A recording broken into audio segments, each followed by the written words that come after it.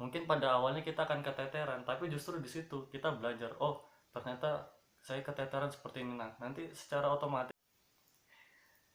Baik, terima kasih teman-teman. Selamat malam. Eh, Assalamualaikum warahmatullahi wabarakatuh. Waalaikumsalam warahmatullahi wabarakatuh. Ya, kembali di konten saya, konten Muhammad Baris Siregar. Baris. Nah, pada konten kali ini, konten bisa, apa itu bisa, bincang santai. Nah, dengan tema ngintip kisi-kisi eh, untuk mencapai nilai IPK 4 atau IPK terbaik gitu ya. Oke, oke. Ya, dengan narasumber kita. Waduh, eh, sumber. Apa enaknya Pak? Pemateri atau apa? Teman diskusi Oh, saja. teman diskusi, mantap. Mas Briliawan. Mas Briliawan Gamaramatullah. Halo para subscriber dari Mas Baris Siregar. Ya, jadi Mas Brilian ini merupakan mahasiswa dari salah satu universitas yang ada di Malang. Nah, kalau berbicara jam kerja dan pengalaman organisasi Mas ini sudah uh, diibaratkan itu sudah gimana Pak? Saya masih newbie, Oh Pak. nyoba ya. Oh, biasa. Orang yang meroket itu biasanya itu ya apa? Yang merendah itu biasanya orang yang ya begitulah teman-teman. Ya, apa lagi yang kita bahas? Ya, tepatnya sekarang itu jam Jangan tidur ya, teman-teman. jam berapa ini? Setengah satu apa jam Setengah satu ya? Jam satu. Ya, jam 1 malam. Jadi ini sebenarnya sidak apa sidak diskusi sidak lah gitu lah teman-teman. Jadi nggak ada persiapan, jadi kita refleks habis apa tadi itu diskusi tebal tadi ya dari betul. kita bahas apa tadi itu teori hermeneutik, terus tujuan hukum, sama kita nge-review Tentang keagamaan dan juga materi-materi betul. di Perkuliahan. ya perkuliahan karena kita ya jurusan hukum, ilmu hukum ya, mungkin sekedar ilmu hukum. Nah, juga perlu ditekankan kalau ini mungkin kisi-kisi untuk teman-teman kita yang fakultas hukum ya, atau mungkin nanti bisa secara umum juga. Secara umum juga bisa ya. Ya mungkin saja. Oh, tunggu dulu. Biar saja kenapa mengambil materi ini, karena mungkin saya rasa ini memang perlu kita jelaskan bagaimana kisi-kisinya untuk mungkin teman-teman maba nantinya lah Mas. Ya mungkin saja langsung Mas, kayak gimana kisi-kisi. Oke. Ini berapa menit ini waktu kita? Oh, kayaknya nggak terbatas ya. Oh, nggak terbatas. Nggak terbatas. Oke, oke. Nah, ini dari pengalaman saya saja ya teman-teman, kita sharing aja. Jadi kalau saya pribadi ketika memulai perkuliahan itu saya sudah menyiapkan planning apa yang akan saya lakukan di dunia kemahasiswaan. Nah, yang pertama bagi saya pribadi itu ada hal yang bisa menunjang untuk di dunia pendidikan, yaitu organisasi. Jadi ketika kita masuk di suatu universitas nanti atau instansi lainnya seperti sekolah tinggi dan lain sebagainya, itu bagi saya penting untuk mengkolaborasikannya antara pendidikan dan juga organisasi. Jadi di dalam dunia kemahasiswaan itu ada beberapa jenis organisasi.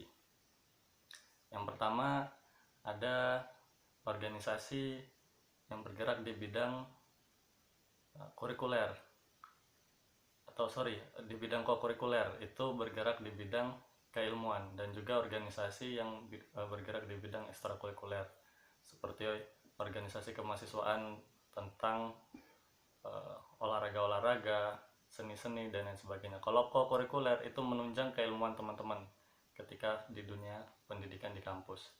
Jadi saran saya yang pertama yaitu selalu disiapkan planning untuk mengikuti organisasi, karena di dunia kampus itu berbeda dengan dunia sekolah. Mungkin kalau di sekolah teman-teman justru harus fokus di bidang pendidikannya teman-teman, tapi kalau untuk di dunia kemahasiswaan sangat penting untuk kita mengikuti organisasi-organisasi, karena jam kuliah itu sangat sedikit sekali, palingan hanya 4 jam dalam sehari itu udah selesai. Sisanya waktu longgar kosong. Kalau teman-teman tidak memanfaatkan hal tersebut, itu akan sangat sayang sekali. Mungkin teman-teman cuma bisa tidur saja, makan, nongkrong, itu sangat membuang-buang waktu. Tapi kalau teman-teman ikut organisasi, di mana di situ organisasinya tadi yang saya sampaikan itu ada organisasi kokurikuler, maka teman-teman di situ bisa memanfaatkan untuk melakukan diskusi-diskusi keilmuan bersama teman maupun juga melalui kajian-kajian yang dilakukan dengan mengundang pemateri-pemateri seperti dosen-dosen dan juga pakar-pakar di bidangnya. Jadi itu yang pertama, ikut organisasi. Yang kedua, dalam kita Sambil sempat santai. sambil kita berkuliah itu usahakan teman-teman selalu menganggapnya santai saja. Jadi jangan menganggap kuliah itu sebagai beban. Jadi anggap saja kuliah itu, kalau saya pribadi menganggapnya sebagai les-les biasa saja, karena kuliah tadi yang seperti saya sampaikan itu hanya sebentar saja. Jadi kuliah masuk, dengerin dosen menyampaikan materi, habis itu pulang.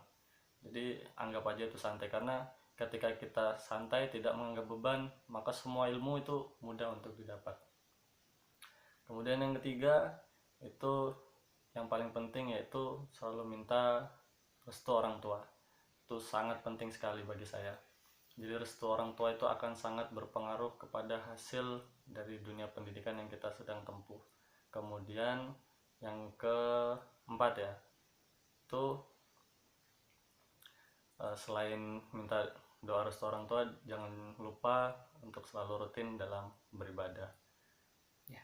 Kemudian Kemudian yang kelima, hal yang paling penting ketika kita untuk memudahkan dalam menangkap ilmu, hal yang paling penting itu Mas Baris, itu yaitu adab pada saat kita mencari ilmu. Itu sangat penting. Jadi gimana adab cara mencari ilmu itu? Salah satunya contohnya pada saat di kelas itu kita ketika masuk ke dalam kelas, niat kita bukan untuk mendebat guru atau dosen kita, Mas Faris. Berarti kalau semisal kita bertanya pure itu kita nggak tahu ya, Betul-betul bukan menguji tahu. dosen, Bukan kan? menguji dosen. Jangan pernah sekali-sekali menguji dosen. Karena kalau kita niatnya sudah seperti itu, pas di praktik tuh kan ada teman-teman yang menguji, sekedar menguji. Betul. Jadi banyak itu teman-teman yang bertanya hanya sekedar untuk menguji dosennya. Oh, ternyata dosennya seperti ini. Itu jangan sama sekali. Karena ketika kita sudah niatnya seperti itu, maka ilmu yang kita dapat paling hanya bertahan sebentar saja, habis itu sudah mental lagi. Jadi untuk mempertahankan ilmu salah satunya dengan adab menimba ilmu. Itu bisa teman-teman pelajari di agama teman-teman yang teman-teman percayai. Biasanya itu akan mengajarkan tentang adab cara kita mencari ilmu. Apalagi ya? Jadi 5 itu tadi ya. Jadi biar lebih hidup, biar saya sedikit bertanya deh. Boleh. Jadi kan tadi kalau nggak salah menyinggung terkait organisasi, Pak. Organisasi itu banyak teman-teman itu bilang itu apa ya? Beban, banyak yang bilang itu beban. Malahan teman-teman itu agak kebingungan juga terkait membagi waktu. Padahal betul kata Mas Brian tadi, kalau misal penunjang daripada keilmuan kita itu nanti di organisasi dapatnya. Biasanya itu yang dapat di organisasi apa saja itu? Manfaat yang kita dapat di organisasi itu banyak sekali, teman-teman. Yang pertama, kita akan mendapatkan keilmuan tentang leadership. Bagaimana cara kita memimpin. Memimpin itu tidak harus dengan menjabat suatu jabatan tertentu di dalam organisasi tersebut. Memimpin salah satunya juga memimpin diri kita sendiri. Nah, itu yang pertama. Kemudian yang kedua, kita juga akan belajar bagaimana cara membagi waktu.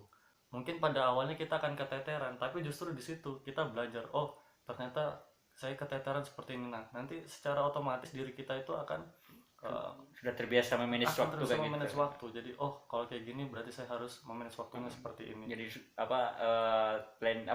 planning nanti kedepannya itu sudah tertata rapi. Betul. Jadi kita akan terbiasa melakukan planning tadi. Jadi akan bisa menyeimbangkan antara dunia kampus atau pendidikan dan juga organisasi itu secara otomatis. Kemudian yang ketiga, kita juga bisa mendapatkan ilmu manajemen konflik, Mas Baris. Ya. Jadi konflik terhadap biasanya di organisasi itu udah lumrah ketika terjadi ada konflik antar individu, internal gitu ya. Konflik internal. Itu kita akan terbiasa menghadapi, karena nanti di dunia nyata juga kita pasti akan mengalami hal tersebut. Terus apalagi ya? Public Jadi, speaking. public speaking itu juga. Kemudian public speaking itu terkait dengan bagaimana cara kita berbicara di depan umum. Kemudian yang kelima juga public relation. Ya, Jadi kita akan, penting juga itu. Iya, sangat penting. Jadi kita akan ketika lulus, link-link kita itu banyak Mas Bari. Channel-channel kita di dunia kerja nanti akan banyak. Jadi alumni-alumni dari organisasi yang sama dengan kita bisa jadi membantu kan ya, insya Allah nanti bisa membantu. Insya Allah itu menjadi ladang rezeki bagi kita. Ada kesempatan untuk itu. Kemudian apalagi yang belum nih? Oh, banyak sekali lah pokoknya kalau di dalam organisasi. Kurang lebih yang tadi 5 tadi itu yang paling terpenting. Terus ini lagi Mas Brian, apa ya, kalau dulu itu bukan dulu sih, jadi kan dinilai pas waktu kita SD, SMP, kalau SMA itu kan hanya terpatok sama 100 kan. Nah, 100. ketika kuliah itu nilai maksimalnya itu cuma 4 kan. Nah, sebenarnya kan itu patut tanda tanya, kenapa nilainya cuma 4? Kenapa kok enggak, kalau dibuatkan itu kan 10 biasanya nilai tertinggi. Kenapa kok enggak 10? Seharusnya berarti 6 ini dapat dari mana? Kalau secara nggak langsung kayaknya sudah menjawab tadi, dapatnya dari organisasi, dari proses kita di luar kan ya. Betul sekali. Ya, betul sekali. Jadi itu kalau filosofisnya anak organisasi itu seperti itu. Jadi, loh, kenapa nih kok nilainya cuma 4? Mana nilai yang lainnya? Ya, nilai 6-nya itu kita peroleh di luar. Jadi diskusi di luar, termaksud salah satunya ikut organisasi itu tadi. Apalagi lebih-lebih diskusi sesuai dengan keilmuannya, fokusnya kita, keilmuannya di mana. Betul sekali. Tapi kalau di organisasi itu ini kan juga apa? Ada yang namanya itu proses kan Mas. Jadi nggak semua orang masuk ke organisasi bakalan dapat apa yang tadi Mas Brian dapatkan. Apa yang dicontohkan, semisal dia bisa public speaking, bisa apalagi tadi belajar kepemimpinan, kecuali dia itu ada prosesnya kan. Betul. Kebanyakan teman-teman nggak mau melewatin prosesnya, cuma ekspektasi aku ketika masuk organisasi ini mengharapkan ini, mengharapkan ini, mengharapkan itu. Jadi kan padahal kalau misalnya teman-teman nggak mau ikutin, nggak ikut prosesnya, mungkin ketinggalan kan sebenarnya. Betul. Nah, jadi terkait hal tersebut, ya, saya mulainya dari seperti ini. Organisasi itu pada dasarnya sifatnya pasif, organisasi itu diam.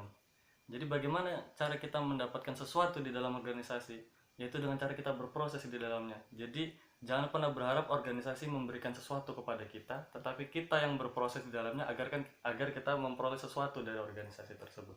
Jadi seperti itu. Jadi organisasi itu sifatnya pasif. Jadi kalau kita berharap, oh, aku masuk organisasi supaya aku dapat nilai-nilai jiwa leadership nih, ketika masuk kita diam, maka kita nggak akan memperoleh nilai-nilai leadership tersebut. Jadi bagaimana cara kita berproses itu yang akan kita tuai hasilnya. Ya. Nah, balik lagi ke yang tadi, karena tadi itu judulnya kan kisi-kisi untuk mencapai IPK terbaik. Nah, karena tadi apa ya, antara keilmuan dengan keorganisasian itu bukan keilmuan, maksud saya antara kuliah dengan organisasi itu posisinya harus imbang atau memang harus berat sebelah Mas. Jadi apakah organisasi diutamakan dulu ataukah kuliah yang diutamakan dulu? Itu kayak gimana? Oke. Jadi pada dasarnya ketika kita berkuliah atau memilih dunia pendidikan, maka organisasi itu menjadi secondary.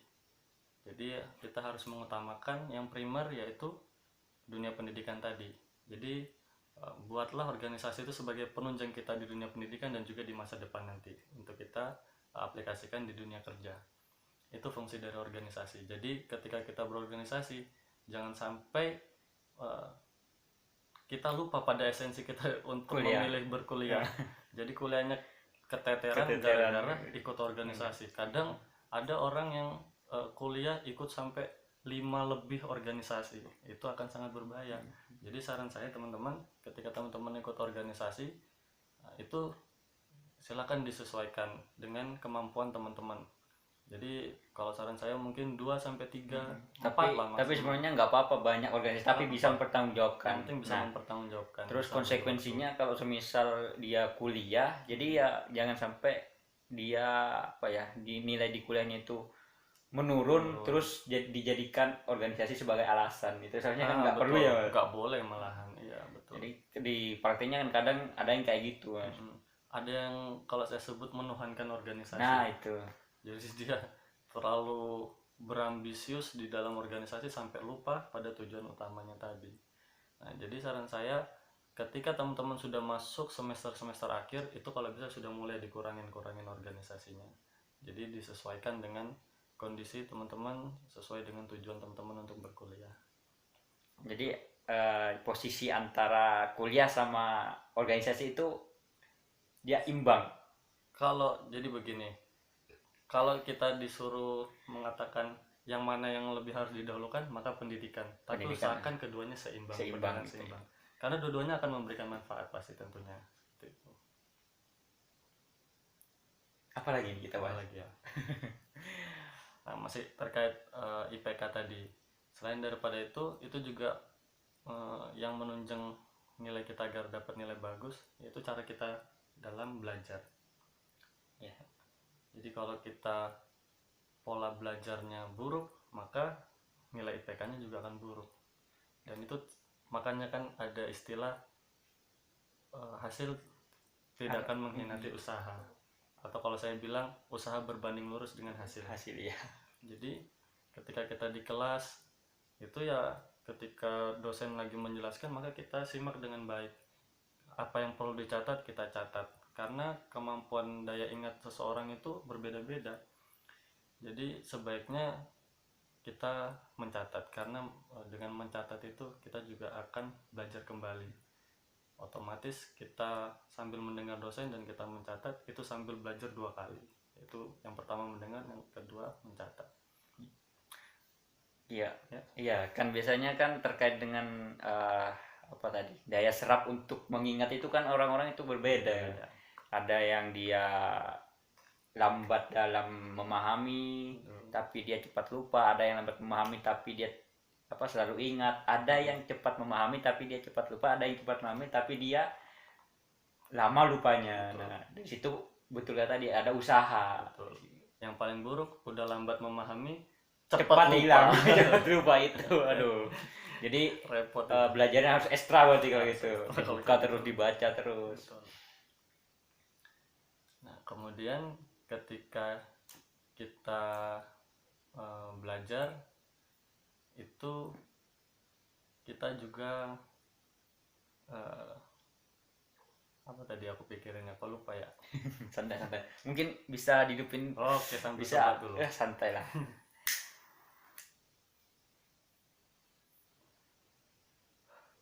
Terus mungkin ini Mas, terkait dengan memahami karakter setiap dosen. Apakah itu perlu? Oh, sangat perlu. Nah, gimana caranya kita tahu karakter dosen yang akan mengampuh mata kuliah yang kita laksanakan selama 1 semester ke depan? Jadi teman-teman penting untuk kita itu dekat sama kakak tingkat. Itu sangat penting. Bisa sharing-sharing mungkin ya. Jadi kita tanya sama kakak tingkat, karakter dosen ini seperti apa sih? Jadi ketika kita di kelas kita bisa menyesuaikan dengan karakteristik dari dosen itu yang berbeda-beda. Ada dosen yang hobinya marah-marah tuh, ada killer, kalau bahasa kerennya itu killer. Bahasanya killer gitu ya. Tapi ya sebenarnya bahasa dosen killer itu nggak ada, cuma itu dia udah karakternya aja, tergantung bagaimana kita untuk memahami beliaunya ini ya kan. Betul. Kalau kita sudah tahu karakter dosen tersebut, jadi nggak ada namanya istilah dosen killer itu. Jadi saya sama Mas Baris ini juga berpengalaman ya Mas Baris ya. Insya Allah ya. Ada beberapa dosen yang dianggap sama kakak-kakak tingkat ataupun teman-teman itu dosen killer. Padahal pas kita belajar ternyata enggak juga ya. Cuma emang itu udah pembawaannya seperti itu. Tinggal bagaimana cara kita menangkap ilmu yang ilmunya dan kita berusaha memahami. Nah, berusaha memahaminya. Ingat teman-teman, dosen itu satu dan mahasiswanya banyak. Jadi kita yang mengikuti dosennya, bukan dosen yang mengikuti kemauan kita masing-masing yang berbeda-beda. Berapa anak itu kepalanya banyak, jadi nggak bisa dosen kita tuntut untuk menyesuaikan kepala masing-masing mahasiswa. Nah, dan pengalaman kita ketika kita bisa mengikuti apa yang dimau dengan dosen, insya Allah ilmu yang kita dapat nyampe dan juga nilai juga mengikuti. Jadi IPK tadi bisa jadi bagus. Ya, dan juga kalau semisal IPK bagus itu kan sebenarnya ada rasa buat kita untuk bagaimana untuk mempertanggungjawabkan nilai terbaik baik tersebut. Betul itu. Jadi jangan anggap nilai bagus itu enak, Enak, menyenangkan. malah Padahal itu enggak juga, itu beban justru beban buat tanggung kita. jawab bagaimana kita memenuhi Betul. ekspektasi dari dosen yang beri nilai kan Ini seperti yang kita ya Mas bagus, Budi. betul. Jangan sampai nilai bagus tapi ilmu yang kita dapatkan kurang. Heeh. Jadi kalau bisa nilai bagus, ilmu yang kita pahami juga bagus. Tuh. Jadi saya mau ngomong apa sampai lupa tadi apa ya? Tadi ada yang penting tadi saya lupa, nanti sambil iya. jalan. Oh ini saya kepikiran ini Mas, terkait dengan biasanya teman-teman ini kalau sudah dapat nilai bagus itu mereka sudah puas Mas. Jadi intinya apa ya, usahanya mereka itu sudah dianggap berkurang. finish. Nah, karena saya udah maksimal, udah di puncak gitulah. Itu kayak gimana untuk apa ya, mengatasi hal-hal kayak gitu, rasa puas itulah. Iya. Kalau saya pribadi, bagi saya jangan kita terjerumus dalam euforia yang terlalu berlebihan. Jadi cukup syukuri kalau kita dapat nilai bagus, ya kita syukuri. Kemudian jangan pernah menganggap sesuatu itu final, karena sejatinya final dalam hidup manusia itu ketika dia meninggal. Sama kayak kita mau habis lulus SMA mau masuk kuliah, kadang ada orang yang terlalu euforia, wow saya sudah lulus SMA nih, sudah selesai masa pendidikan saya, dikira udah final tuh, padahal tantangan baru saja dimulai. Saya nggak menyalahkan atau melarang teman-teman untuk merayakan misalkan coret-coret baju dan sebagainya, itu pilihan masing-masing, tapi jangan terlalu euforia tadi, jangan terlalu tenggelam dalam euforia itu. Kita harus masih ingat setelah selesai maka akan ada hal baru yang harus kita selesaikan kembali. Jadi kalau di dalam Al-Quran surat Al-Insyirah itu, setelah ada selesai kita harus bersiap lagi kemudian untuk melakukan tantangan selanjutnya, ujian selanjutnya. Jadi jangan merasa puas, kemudian harus selalu rendah diri, jangan sombong dengan nilai yang baik. Syukur kalau bisa disembunyikan tuh rahasia nilai, karena itu tadi yang Mas Bari sampaikan, nilai tinggi itu beban justru. Iya. Kita harus bisa mempertanggungjawabkan nilai baik yang diberikan oleh dosen kita. Itu tadi. Ya sepertinya sudah bisa dicukupkan ini, atau mungkin ada pesan terakhir? Bukan pesan terakhir sih, penutup lah, closing statement gitu lah. Oke. Jadi kalau closing statementnya ya itu tadi, teman-teman harus mengingat apa yang tadi sudah disampaikan. Barangkali ada yang baik, silakan teman-teman terapkan. Untuk teman-teman yang mau menyelami dunia pendidikan, di dunia kemahasiswaan. Kemudian bagi teman-teman yang mau kerja ya silakan menyesuaikan, karena kita di sini diskusinya tentang dunia kemahasiswaan. Maka kita hanya bisa sharing-sharing terkait tadi bagaimana mencapai IPK yang baik di dalam dunia pendidikan di kemahasiswaan. Semoga apa yang kita bagi, kita sharing dapat bermanfaat bagi teman-teman. Dan mohon maaf atas kekurangannya karena ini betul-betul dadakan jam 1 malam ini, jam 1 malam ini kan. Antara ngantuk-ngantuk juga. Aduh. Karena tadi kita udah diskusi dari jam 3 sore ya. Jam 3 sore sampai jam 1 malam ini. Berat. Dadakan tebal. Langsung kita mau masukkan ke kontennya Mas Baris. Ya, kita bisa bertemu lagi di lain waktu. Terima kasih atas kesempatannya Mas Baris dan juga para subscribernya Mas Baris. Oke, itu saja teman-teman. Jadi intinya banyak, berapa tadi, ada 5 kisi sebenarnya. Jadi teman-teman bisa menyimaklah tadi itu penting-pentingnya apa saja, biar direview. Saya nggak mau nge-review, biar direview lagi.